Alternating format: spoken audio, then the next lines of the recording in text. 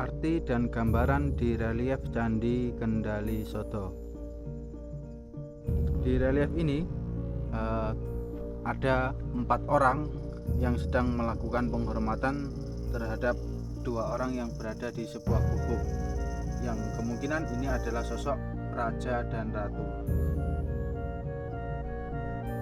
Kemudian di atasnya ini terdapat sebuah gambaran seorang petani yang mana berada di tengah laut. Kemudian di sini ada ibu-ibu, perempuan, dan juga ada relief pohon dan ada relief padi.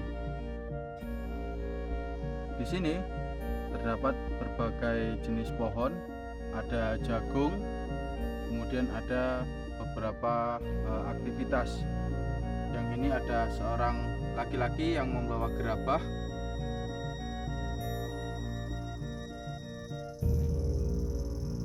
Kemudian yang paling bawah di sisi kanan ada relief padi, relief jagung, dan juga beberapa wanita yang membawa sebagian hasil panen.